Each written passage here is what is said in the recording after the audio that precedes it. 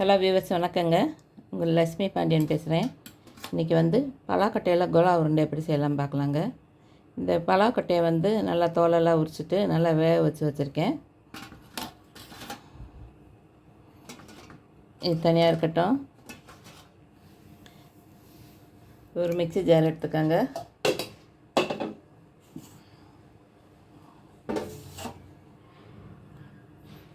இது கொஞ்சமாக தேங்காய் சேர்த்துக்கலாம்.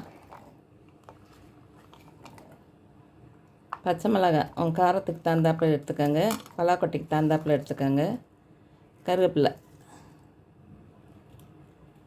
இஞ்சி. பலாக்கொட்டை வாய்வு, அதனால் இஞ்சி பூண்டு சேர்த்துக்கோங்க. சின்ன வெங்காயம் ஒரு 10 எண்ணம் சேர்த்துக்கோங்க. சோம்பு, கொஞ்சம் சீரகம்.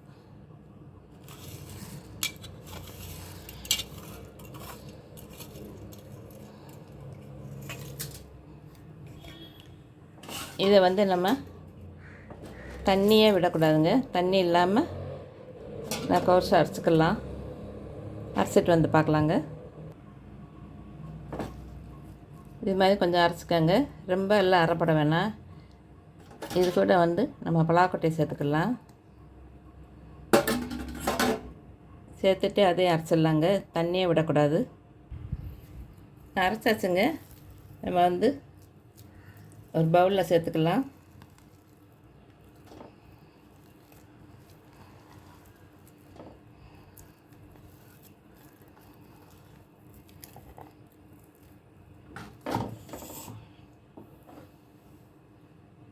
இதில் மல்லி, வெங்காயம் கொஞ்சம்,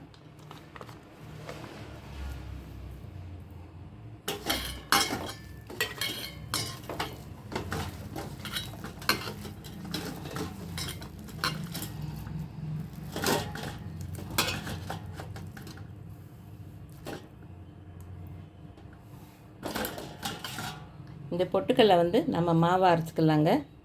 அரைச்சிட்டு நம்ம தேவைக்கு சேர்த்து நல்லா பரட்டணுங்க.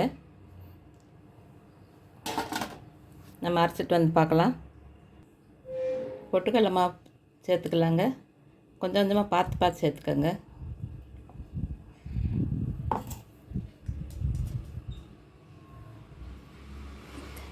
தேவைக்கு உப்பு,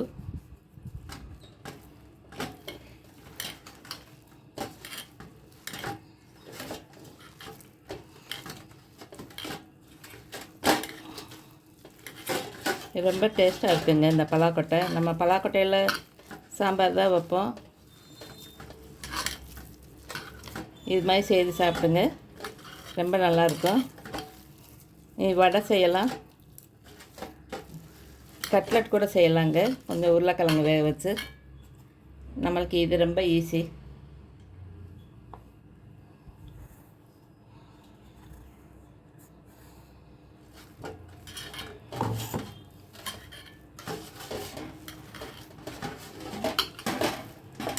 எனக்கு ஒரு கப்பு பொட்டுக்கடலை மாவு சரியாக இருக்குங்க. அவ்வளோதான்.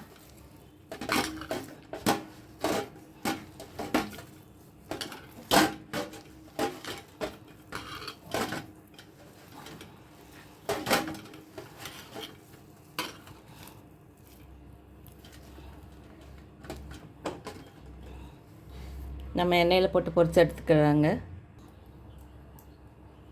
எண்ணெய் காயட்டுங்க.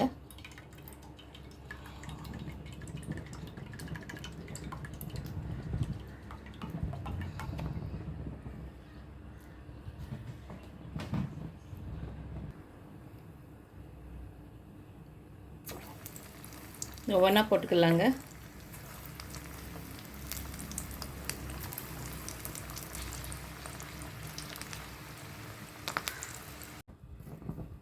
எண்ணெய் காஞ்சிருச்சுங்க, போட்டுடலாம்.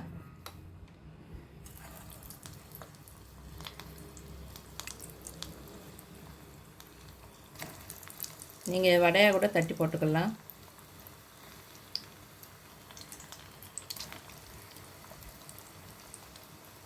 நீங்கள் கட்லட் செய்யணும்னா உருளைக்கிழங்கு மாத்திரம் வேக வச்சு இதோடு சேர்த்துக்கோங்க.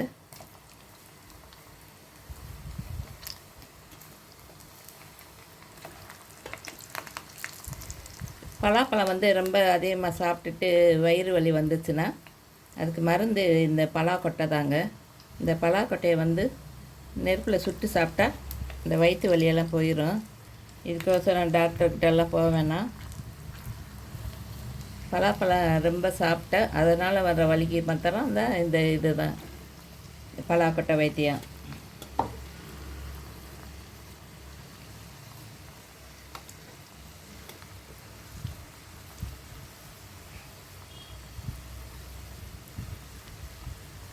அடுப்பை மீடியத்தில் வச்சுக்கோங்க.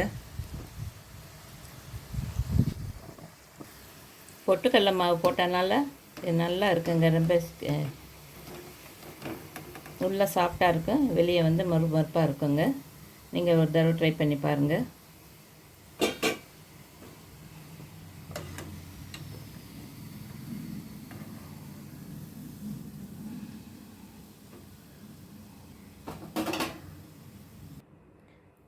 பலாக்கொட்டை கோலா உருண்டை ரெடி ஆயிடுச்சுங்க. நீங்கள் இது மாதிரி செய்து பாருங்கள். ரொம்ப டேஸ்டியாக இருக்குங்க. பலாக்கொட்டை சாப்பிடாதவங்க கூட சாப்பிடுவாங்க. வீடியோ பிடிச்சிருந்தா லைக் கொடுங்க, சப்ஸ்கிரைப் பண்ணி அதங்க பண்ணிக்கோங்க. தேங்க்யூங்க.